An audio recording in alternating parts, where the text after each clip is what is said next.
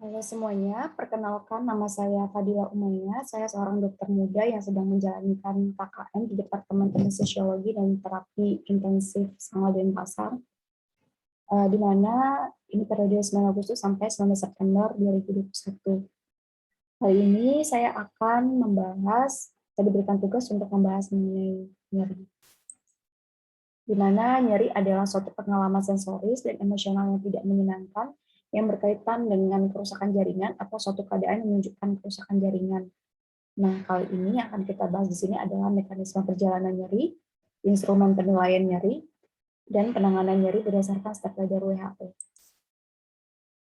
Untuk sistem saraf itu memiliki peran penting pada tubuh manusia. Salah satunya akan mengantarkan impuls yang nantinya akan diterjemahkan sebagai informasi.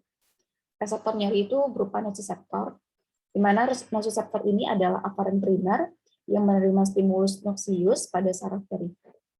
Nah, stimulus noxious ini seperti suhu yang lebih dari 40 derajat Celcius, bahan kimia, dan juga mekanik.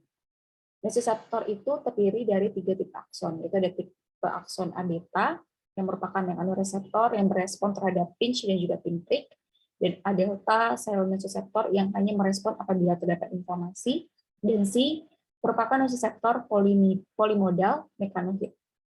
Dan di mana serabut A itu dipersepsikan sebagai nyeri yang sifatnya menusuk dan juga tajam, sedangkan C itu dipersepsikan sebagai nyeri tumpul yang sifatnya terbakar. Untuk proses yang terjadi pada perjalanan impuls nyeri, itu transduksi, konduksi, transmisi, modulasi, dan persepsi. Nah, akan kita bahas.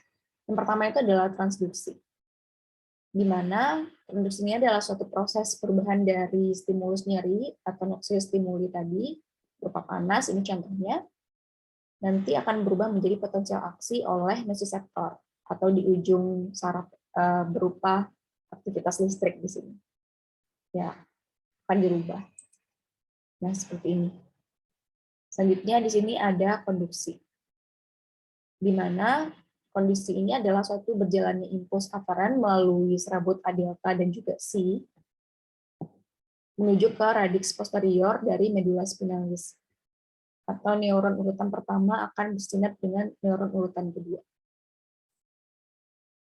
Sini selanjutnya akan ada transmisi, di mana proses pengiriman impuls dari saraf perifer atau radix posterior yang merupakan neuron kedua menuju ke cornu dorsalis di medula spinalis yang akan nantinya ke thalamus melalui tractus spinothalamicus dan selanjutnya akan diteruskan ke cortex cerebri somatosensoricus. Nanti akan jelasnya akan saya paparkan. Dan di sini ada modulasi, itu adalah suatu impuls aferen dari otak ke medula spinalis untuk diinhibisi nyeri. Jadi proses perubahan transmisi impuls nyeri yang melibatkan DMPP sehingga akan menyebabkan proses peningkatan impuls nyeri atau penurunan impuls nyeri. Kemudian ada persepsi, di mana proses pengolahan impuls aferen di otak dan hasil akhir yang menimbulkan suatu perasaan subjektif yang dikenal sebagai nyeri. Dan di mana perjalanan nyeri ini itu sebenarnya ada lalu lintas dua arah yang terdiri dari jalur ascending dan juga jalur descending. Di mana impuls aferen dari serabut A delta dan juga densi ini akan diterima di cornu posterior, yaitu neuron kedua di medula spinalis. Nah, kemudian dia akan menuju impuls aferennya akan berjalan ke tractus spinothalamicus lateral sisi kontralateral, di mana proses ini nanti dia akan menyilang garis tengah commissura spinalis anterior sebelum berjalan naik ke funiculus lateralis kontralateral menuju ke thalamus. Nah, impuls ini akan berjalan ascending melalui tractus spinothalamicus, dan di mana tractus spinothalamicus akan berjalan secara ascending ke thalamus, yaitu neuron ketiga. Nanti akan ke korteks somatosensoris. Nah, setelah impuls itu sampai ke somatosensoris, ya nanti setelah impuls ini sudah sampai ke somatosensoris, akan ada muncul persepsi nyeri berupa lokasi spesifik dan intensitas nyeri. Di mana ternyata selain ke thalamus, tractus spinothalamicus juga akan mengirimkan impuls ke regio parabrachial sini. Nah, nanti ke PB ini nanti akan diteruskan ke amigdala. Nah, nanti akan disebarkan ke sistem limbik, ke gyrus simuli, dan cortex simularis. Jadi nanti ini di sini akan muncul respon emosional terhadap nyeri. Nah, area limbik ini akan mengirimkan impuls aferen ke PAG, area caudata gray di mesencephalon. Jadi PAG ini nanti akan mengirimkan impuls stimuli ke neuron norepinefrin, locus coeruleus di pons, dan ke neuron serotogenik nukleus raphe di RPM. Kemudian neuron tersebut, neuron serotogenik akan melepaskan serotonin, dan neuron norepinefrin akan melepaskan norepinefrin. Norepinefrin dan serotonin ini nanti akan mengaktifasi interneuron, di mana interneuron itu akan melepaskan suatu senyawa opioid endogen yang disebut dengan enkapalin. Enkapalin akan berikatan dengan reseptor opioid pada neuron posinaps dan menginhibisi posinaps. Dan berikatan juga dengan reseptor opioid membran presinaps yang kemudian akan menginhibisi presinaps sehingga impuls aferen nyeri akan berhenti.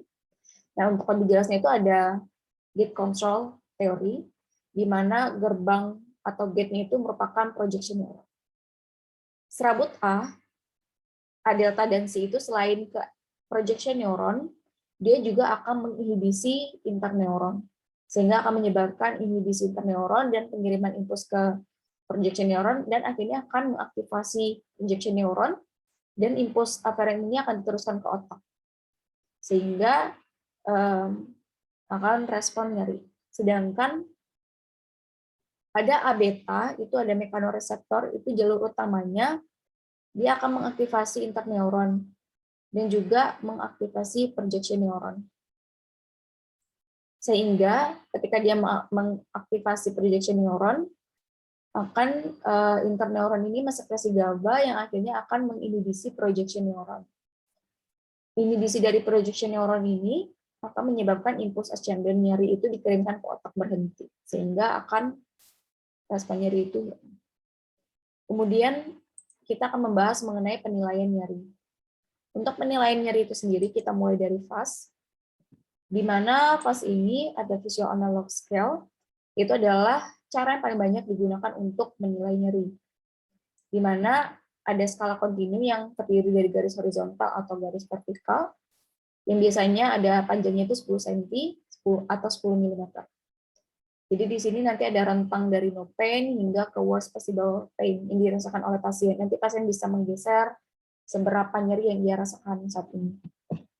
Nah, di mana keuntungannya itu bisa menilai intensitas nyeri pasca operasi, sangat mudah dan sederhana. Korelasinya itu baik dengan skala-skala pengukuran yang lain dan dapat diaplikasikan pada semua pasien.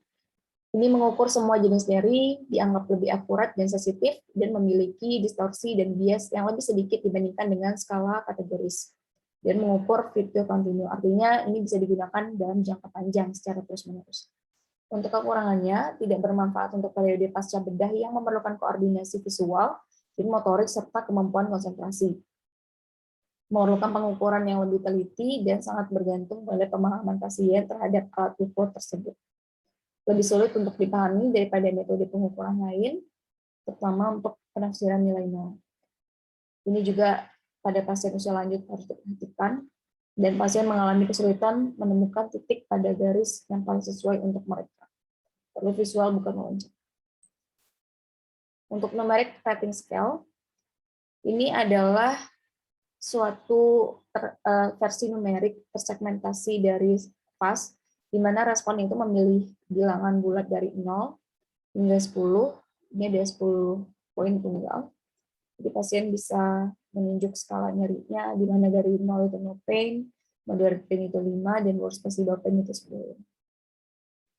Nah, keuntungan itu dianggap sederhana dan mudah dimengerti, sensitif dosis, jenis kelamin, dan perbedaan etnis, lebih baik daripada FAS, terutama untuk menilai nyeri akut.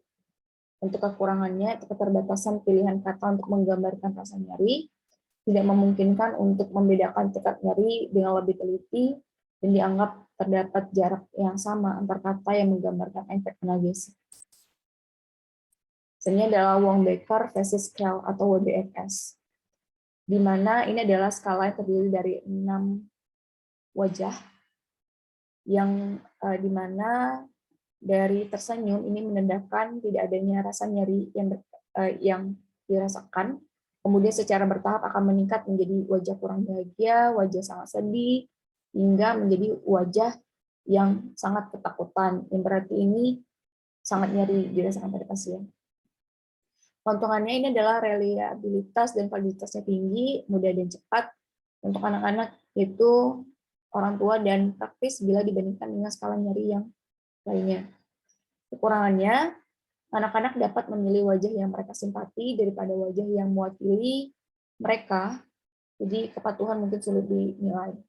Ini juga hasil yang diperoleh sangat mengakses anak-anak untuk ini sedikit menyesatkan karena perbedaan persepsi nyeri, pengalaman nyeri, dan juga ekspresi nyeri.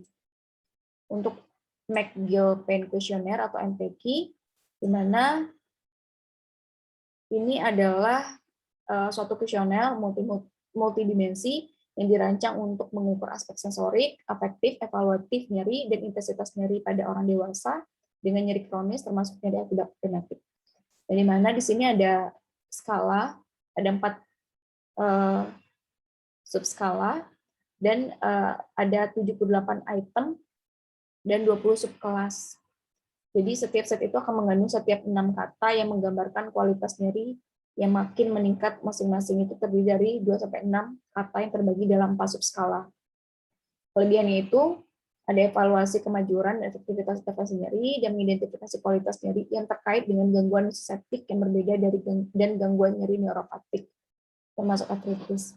Kekurangannya, ini ada beban responden karena penyelesaian MPQ itu dapat memakan waktu hingga 20 menit, dan beban administrasi maksudnya di sini adalah tidak ada pelatihan yang diperlukan untuk menilai dan menafsirkan MPQ selain kemampuan pewawancara untuk mendefinisikan setiap katanya.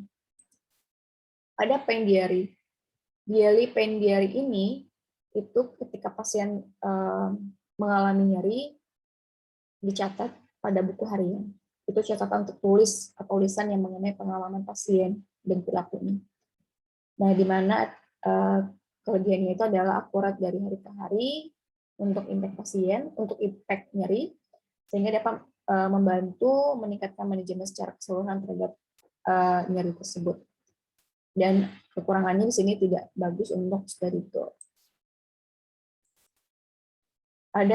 Selanjutnya kita akan membahas 3-step ladder WHO, di mana 3-step ladder WHO ini ada 3, yaitu nyeri ringan fase 1-3, nyeri sedang fase 4-7, dan nyeri berat fase 8-10. Ini disebut juga dengan multimodal analgesia. Nah, di mana untuk penanganan nyeri ini itu sendiri, kita berikan dia itu adalah non-opioid adjuvan, beri seperti acetaminophen, ibuprofen, dan celecoxib. Nah, jika nyerinya itu menetap atau cenderung meningkat, maka kita bisa tambahkan dengan opioid dan non-opioid adjuvan. Nah, di sini bisa ditambahkan kodein atau tramadol. Namun, jika nyerinya itu menetap dan juga cenderung meningkat lagi, maka kita ganti dari opioid menjadi strong opioid yang ditambahkan dengan non-opioid. Bisa berikan morfin atau fentanyl patch. Nah, untuk analgesik non-opioid, itu ada analgesik biasa berupa paraset dan analgesik ENS, itu terdiri dari tidak selektif dan juga selektif. Untuk yang tidak selektif, itu merupakan ENS, yaitu COX-1, dan selektif itu COX-2. Di mana COX-1 itu diekspresikan secara konstitutif untuk fungsi-fungsi fisiologis seperti fungsi ginjal, proteksi mukosa lambung, dan fungsi trombosit. Untuk COX-2 itu diekspresikan terutama pada keadaan nyeri dan inflamasi yang sifatnya induktif. Paraset itu diberikan secara oral, rektal, intravena yang sudah ada sejak 2009 di Indonesia. Obat paraset ini sangat aman diberikan jika sesuai dengan dosis yang direkomendasikan, yaitu dewasa kurang dari 4 gram per hari, bayi dan anak-anak itu 20-40 mg per kilogram berat badan. Nah, ini bisa digunakan pada semua usia dari bayi hingga orang tua. Semua wanita hamil sampai menyusui dapat diberikan juga pada pasien dengan gagal ginjal, maksud saya dengan pasien ginjal dan juga gangguan. Kemudian NSAID, di mana efek samping berat dengan NSAID ini adalah perdarahan GI, gagal ginjal akut, memicu serangan asma, perdarahan intraoperatif, reaksi alergi, dan juga hipertensi. Harus hati-hati pada risiko tinggi perdarahan intraoperatif, penurunan fungsi hati, diabetes, kelainan perdarahan dan koagulasi, penyakit vaskular, wanita hamil dan menyusui, anak-anak yang usianya kurang dari 16 tahun atau usia lanjut, dan sedang menggunakan NSAID jenis lainnya. Ini ada COX-1 dan COX-2 inhibitor, bisa dilihat tadi ibuprofen, naproxen, diclofenac, indometakin. Kemudian ada selektif COX-2 inhibitor, ada celecoxib, rofecoxib, dan valdecoxib. Nah, kontraindikasi dari pemberian NSAID itu ada gangguan ginjal, gangguan jantung, disfungsi hati berat, hipertensi tidak terkontrol, penderita asma, dan riwayat perdarahan GI. Perlu diperhatikan penggunaan analgesik non opioid, yaitu digunakan dosis penuh, hati-hati pada pasien dengan gagal ginjal dan MAC. Semua AINS itu memiliki sifat ceiling effect. Jadi dosis yang di atas dosis maksimum itu tidak lagi memiliki efek analgesik. AINS non-selektif dapat menyebabkan perdarahan saluran cerna. Sedangkan yang selektif, inhibitor itu dapat menyebabkan efek samping dari kardiovaskular. Ada analgesik opioid. Opioid itu merupakan obat penghilang rasa sakit yang bekerja dengan reseptor opioid dalam sel tubuh. Dia merupakan analgesik terkuat, mampu untuk mengurangi nyeri sedang hingga berat. Efek sampingnya itu ada sembelit, mual, muntah, mulut kering, mengantuk, pusing, linglung, depresi, gatal, keringat, dan menurunnya kadar testosteron. Dosis yang lebih tinggi itu akan memperlambat pernapasan dan detak jantung.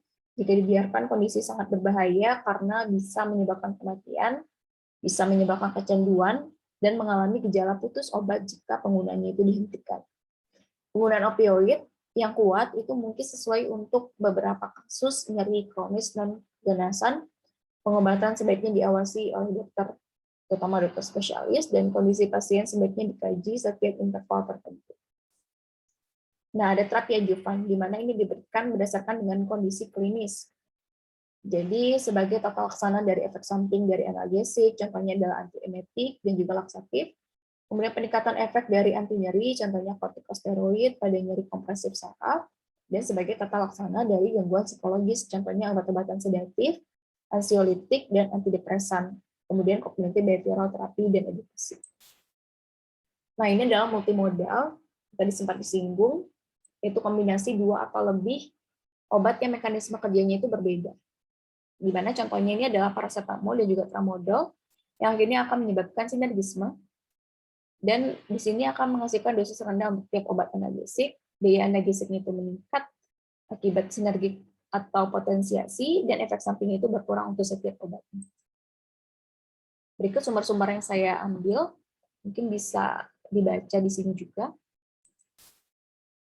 Oke, di sini juga. Baik, sekian presentasi dari saya. Apabila terdapat kesalahan dan juga kekurangan, saya mohon maaf dan mohon dikoreksi. Sekian, terima kasih.